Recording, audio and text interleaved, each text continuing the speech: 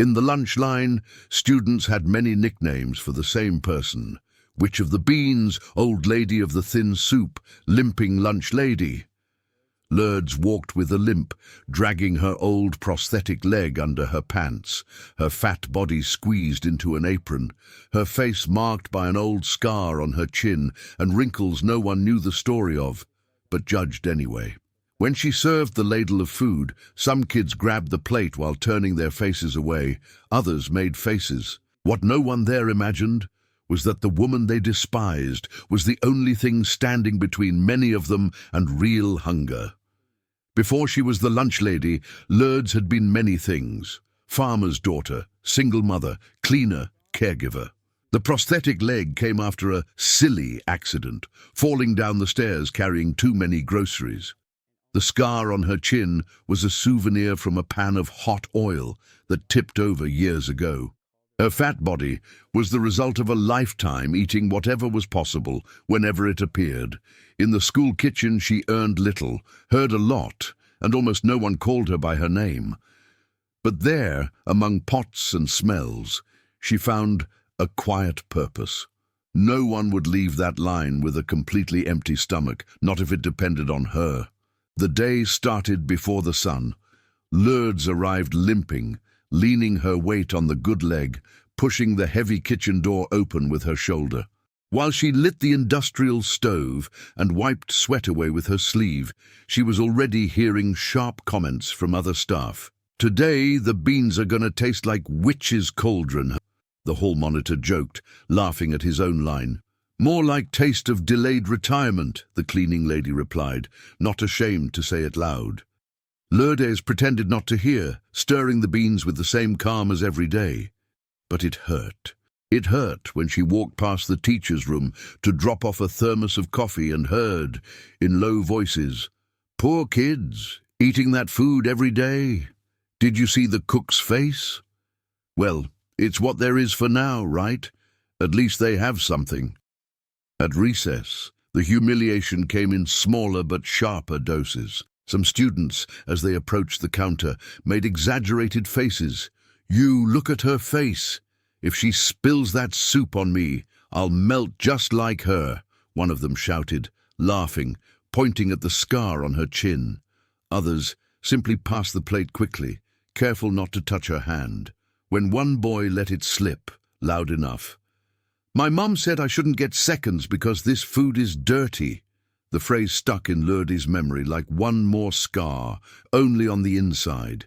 The worst part wasn't what they said, it was what they didn't see.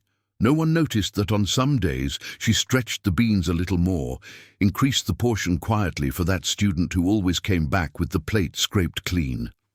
No one noticed that her leg hurt more when the gas arrived late and she had to improvise. To everyone else, she was just the limping lady of the thin beans. To herself, it was getting harder and harder to remember she still had any value there.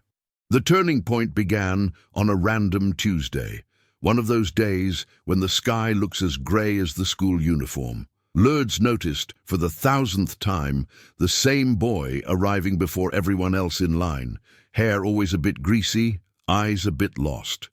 He piled his plate as high as it would go, ate too fast, and when everyone else left, he showed up again, just to see if there's any left.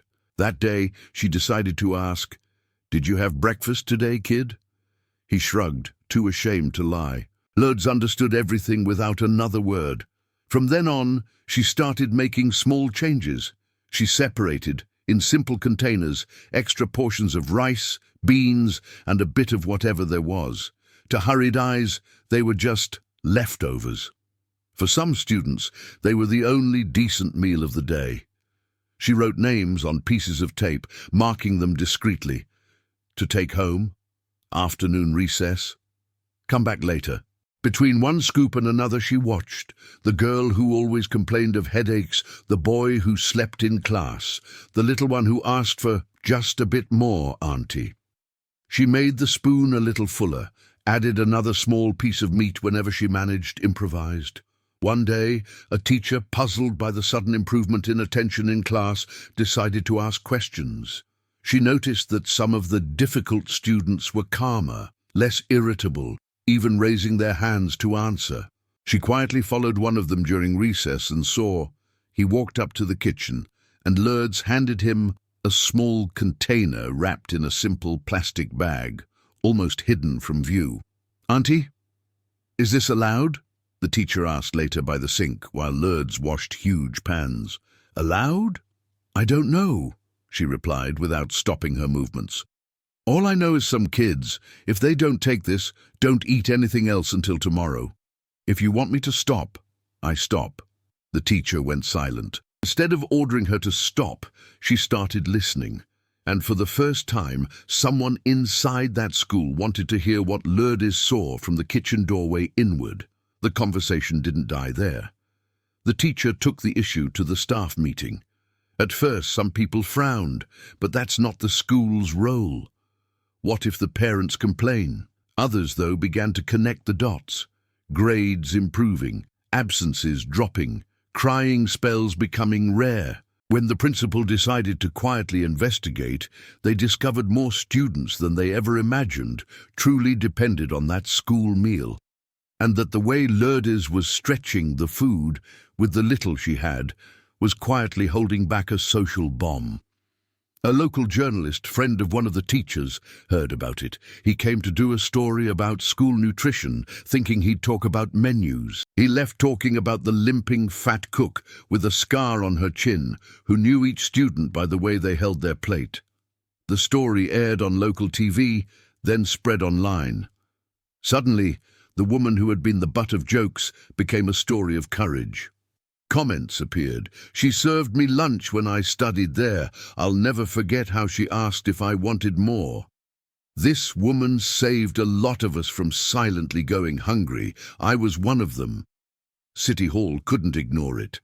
They called Lurdes in for a meeting. She went in simple clothes, same heavy leg, same way of holding her apron, but this time she sat at the table as someone who had something to teach. They asked for her help to plan food service for other schools, to train other lunch ladies. On the way back, walking down the school hallway, something had changed. Students who used to turn their faces away now smiled and said, "Hi, Auntie Lurdes." The principal introduced her in a public meeting as a fundamental part of our school community. In the lunch line, a boy whispered to a friend, "See that lady? She doesn't just make food, she saves us." The Witch of the Beans had slowly become the silent guardian of an entire generation. Lurdes never saw herself as a hero. For her, it was just a matter of conscience. An empty pot isn't only a problem for the one whose stomach is growling. It's a problem for whoever has the stove, the food, and the choice in their hands. For years, she heard that she was ugly, old, limping, that she smelled like grease and seasoning, that kids were disgusted by her.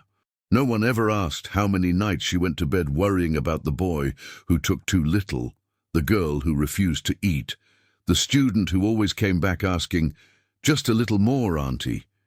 Maybe you too have been treated as just something.